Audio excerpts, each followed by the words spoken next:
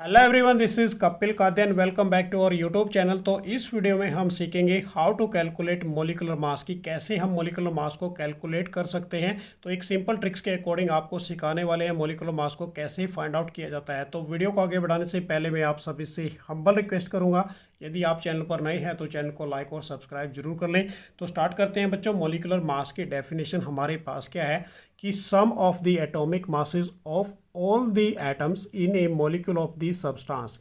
अब हमने किसकी बात करनी है बच्चों, यहाँ पर मॉलिक्यूलर मास की बात करनी है कि सम किसका करना है, एटॉमिक मासेस का, of all the atoms in a molecule of the substance.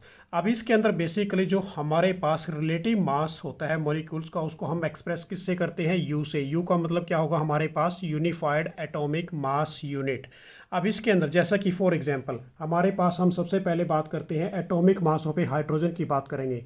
Atomic mass of hydrogen. अब देखिए इस केस के अंदर हाइड्रोजन का जो एटॉमिक मास होता है वो कितना होता है बच्चों, 1। अब इसके पीछे आपने क्या लगाना है, यू। यू का मतलब क्या है, यूनिफाइड एटॉमिक मास। अब इस किससे एक्सप्रेस करोगे, 1 यू से एक्सप्रेस इसको कर दोगे। सेकंड हमारे पास से इमेज इट इज लेके चलते हैं हम कि atomic mass of the oxygen. Atomic mass of oxygen. अब जो हमारे पास मास होगा किसका, ऑक्सीजन का। अब जो ऑक्सीजन का होगा बच्चों वो कितना होता है, 16। और पीछे क्या लगा दोगे, यू। यू का मतलब क्या है, यूनिफाइड एटॉमिक मास, ठीक है ना। अब इस केस में हम अब कैलकुलेट करेंगे किसको, मोलिकुलर मास को। अब सबसे पहले हम एग्जांपल ले लेते हैं मोलिकुलर मास का वाटर का, कि मोलिकुलर मास ऑफ H2O। अब अभी आपने क्या लिया, वाटर ले लिया। अब वाटर के केस में हमारे पास जो इसका फार्मूला होगा बच्चों वो क्या होगा, H2O होगा। अब इस केस में देखिए सबसे पहले कि हमने क्या करना है, सम करना है। किसका सम करना है, atomic masses of all the atoms in the molecules of a substance. तो कैसे लेके चलोगे, अब हाइड्रोजन के केस में अब हमारे पास हाइड्रोजन कितनी है, 2 है। मल्टीप्लाई बाय, किससे मल्टीप्लाई कर दोगे, इसका जो मास होता है, हाइड्रोजन का मास कितना होता है बच्चों, 1। तो 1 से मल्टीप्लाई कर दोगे, उसके बाद प्लस। सेकेंड हमारे पास कौन सा है यहाँ पर, ऑक्सीजन। तो ऑक्सीजन हमारे पास कितनी है बच्चों, 1। तो मल्टीप्लाई बाय, ऑक्सीजन का मास कितना होता है, 16। तो यहाँ पर हमारे पास कितना आ गया, 2 + 16 इज इक्वल टू 18। और इसके पीछे किससे डिनोट कर दोगे, यू से डिनोट कर दोगे। तो ये किसका निकल गया, हमारे पास वाटर का निकल के रेडी हो गया, 18 यू आ गया। तो ऐसे आप किसी भी बेसिकली कंपाउंड का मास निकाल सकते हैं जिसको हम मोलिकुलर मास कहेंगे। तो ऐसे कुछ एग्जांपल्स मैं आपको बेसिकली कराने वाला हूं। तो सेकंड एग्जांपल हम ले लेते हैं बच्चों यहाँ पर अमोनिया का। तो अमोनिया का फार्मूला हमारे पास होता है NH3। अब इस केस में हमने इसका क्या फाइंड आउट करना है, मोलिकुलर मास। इसको हम क्या बोलेंगे, मोलिकुलर मास। अब इस केस में देखिए तो हम कैसे करेंगे मोलिकुलर मास ऑफ अमोनिया। तो बच्चों हमारे पास नाइट्रोजन कितनी है, 1। मल्टीप्लाई बाय नाइट्रोजन का जो मास होता है वो कितना होगा बच्चों, 14। प्लस यहाँ पर हाइड्रोजन कितनी है, 3 है। और उसके मल्टीप्लाई बाय हाइड्रोजन का जो मास होता है वो कितना होगा, 1 होगा। तो इस केस में कितना हो जाएगा हमारे पास, 14 + 3 इज इक्वल टू किसके इक्वल आ जाएगा, 17 यू के। तो हमारे पास अमोनिया का जो मास निकल के आया वो कितना आया, 74 यू के इक्वल आ गया, ठीक है ना। यहाँ पर इसको हम 70 क्या बोलेंगे, 17 यू बोल देंगे। उसके बाद नेक्स्ट हमारे पास same as it is example ले लेते हैं। और किसका लोगे बच्चों, हाइड्रोक्लोरिक एसिड का। हाइड्रोक्लोरिक एसिड का फार्मूला क्या होता है, HCl। अब इसका भी क्या निकालना है हमने, मोलिकुलर मास निकालेंगे, मोलिकुलर मास। अब देखो मोलिकुलर मास का मतलब क्या है, सम ऑफ द एटॉमिक मासेस। अब यहाँ पर आप किसका करोगे, हाइड्रोजन का 1 है, ठीक है ना। मल्टीप्लाई बाय हाइड्रोजन कितने टाइम है बच्चों, ओनली 1 टाइम। प्लस अब उसके बाद Cl। Cl कितने टाइम है, ओनली 1 टाइम। मल्टीप्लाई बाय इसका जो मास होता है एटॉमिक मास वो कितना होता है बच्चों, 35.5। तो इस केस में कितना आ जाएगा, 1 + 35.5। तो इज इक्वल टू किसके इक्वल हो जाएगा बच्चों, ये हमारे पास 36.5 यू के इक्वल हो गया, ठीक है ना। अब ये यू का मतलब क्या है, यूनिफाइड एटॉमिक मास। तो ऐसे आप फाइंड आउट कर सकते हैं मोलिकुलर मास किसी भी कंपाउंड का, किसी भी एलिमेंट्स का। और यदि हम बात करें बच्चों किसी भी सब्सटेंस का निकाल सकते हैं। और एग्जांपल दे देता हूँ ताकि आपका ये सारा टॉपिक क्लियर हो जाए। नेक्स्ट एग्जांपल ले लेते हैं बच्चों हम बेसिकली फॉस्फेट का। तो फॉस्फेट का हमारे पास जो फॉस्फोरस मॉलिक्यूल होता है इसका निकालेंगे। सबसे पहले हम फॉस्फोरस मॉलिक्यूल्स का निकालते हैं। फॉस्फोरस मॉलिक्यूल्स हमारे पास बच्चों बेसिकली किस प्रकार से है, P4, इसको हम P4 से डिनोट करते हैं। अब इस केस में हमने क्या करना है, वही सेम प्रोसेस है हमारे पास। तो देखो अब इसका 4 है फास्फोरस मल्टीप्लाई बाय, किससे मल्टीप्लाई कर दोगे, इसका जो मास होता है एटॉमिक मास वो कितना होता है बच्चों 31। तो इज इक्वल टू कितना आ जाएगा, मल्टीप्लाई कर लेते हैं 124, क्या आ जाएगा हमारे पास U आ जाएगा। U का मतलब क्या है, यूनिफाइड एटॉमिक मास यूनिट, ठीक है ना। इसको हम रिलेटिव मास को क्या करते हैं, इससे डिनोट करते हैं, किससे, एटॉमिक मास यूनिट से। उसके बाद नेक्स्ट निकाल लेते हैं बच्चों सल्फर डाइऑक्साइड का। एक एग्जांपल और करके दिखाता हूँ मैं आपको। यहाँ पर देखिए सल्फर डाइऑक्साइड, इसका फार्मूला क्या होगा, SO2।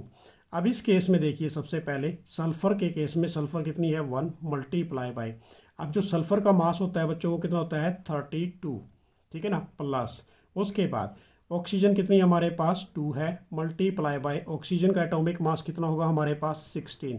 तो इज इक्वल टू कितना आ जाएगा बच्चों 32 प्लस 32, ठीक है ना। 16 मल्टीप्लाई बाय कितना हो जाएगा 32। अब इस केस में देखिए तो ये कितना आ गया हमारे पास 64 और ये U के इक्वल आ गया। ये मास किसका निकल गया बच्चों हमारे पास सल्फर डाइऑक्साइड का। तो ऐसे आप किसी भी बेसिकली किसी भी कंपाउंड का और किसी भी एलिमेंट्स का आराम से मोलिकुलर मास निकाल सकते हैं इस सिंपल ट्रिक्स के अकॉर्डिंग। एक दो एग्जांपल्स और दे देता हूं ताकि आपको इजी हो जाए। तो नेक्स्ट एग्जांपल ले लेते हैं बच्चों। फॉर एग्जांपल हमारे पास हाइड्रोजन मॉलिक्यूल्स का निकाल के दिखाता हूं मैं आपको। हाइड्रोजन मॉलिक्यूल्स हमारे पास क्या होते हैं, ये सिंगल होंगे, ठीक है ना। हाइड्रोजन मॉलिक्यूल्स की बात कर रहे हैं तो H2 लेके चलोगे। यदि सिंगल H की बात करें तो ये हमारे पास क्या है, एटम होगा। और यदि एटम आइटम आपस में मिल जाते हैं तो वो किसकी फॉर्मेशन दे देते हैं, मॉलिक्यूल्स की। तो ये हमारे पास क्या होगा बच्चों, मॉलिक्यूल्स होगा। अब हम किसका निकालेंगे यहाँ पर मॉलिकुलर मास, इसका निकालेंगे H2 का। तो इस केस में 1 मल्टीप्लाई बाय, अब इसका मास कितना होता है 1 और ऑक्सीजन यहाँ पर हाइड्रोजन कितनी दे रखी है 2, तो कितना आ जाएगा 2U आ जाएगा।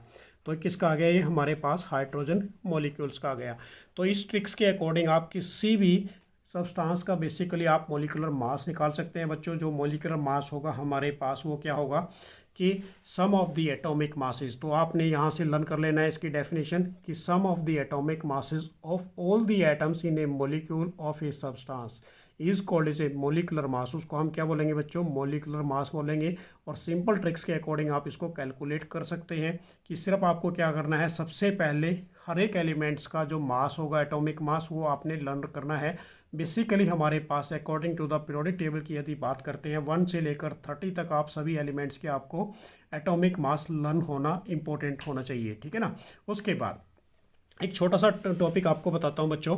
नेक्स्ट हमारे पास सेम एज इट इज़ है कि फॉर्मूला यूनिट मास, वो भी इसी के अंदर कर लेते हैं हमारे पास। फॉर्मूला यूनिट मास कि फॉर्मूला यूनिट मास क्या होता है बेसिकली, ये भी सेम इसी जैसा है कि इसके अंदर भी हमने क्या करना है कि sum of the atomic masses करना है। तो यहाँ पर मैं राइट डाउन कर देता हूँ, sum of the atomic mass of all the atoms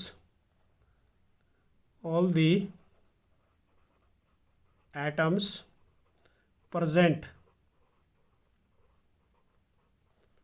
in a formula unit of a compound।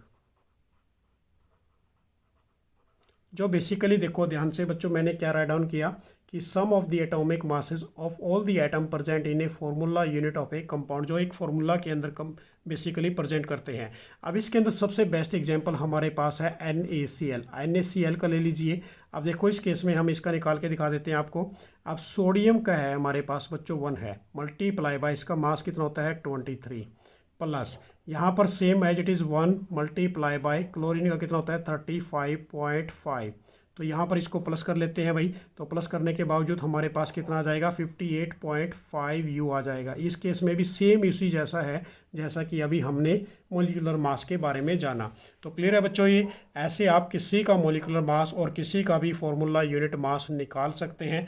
तो उससे पहले आप देख लीजिए कि फॉर्मूला यूनिट मास की जो डेफिनेशन होगी वो क्या होगी कि sum of the atomic masses of the atom present, जो एटम्स प्रेजेंट करेंगे किसके अंदर, in a formula unit of a compounds के अंदर, उसको हम क्या बोलेंगे फॉर्मूला यूनिट मास बोलेंगे। तो क्लियर हो गया बच्चों टॉपिक। ये जो आज का हमारा सेशन था वो specially how to calculate a molecular mass से रिलेटेड था। तो ये आपके लिए स्पेशल रहेगा बच्चों। यदि आपकी फिर भी कोई प्रॉब्लम है तो आप मुझे टेलीग्राम चैनल पर फॉलो करके बता सकते हैं। Thanks for watching. मेरी तरफ से आप सभी को बेस्ट ऑफ लक। जय हिंद, जय भारत।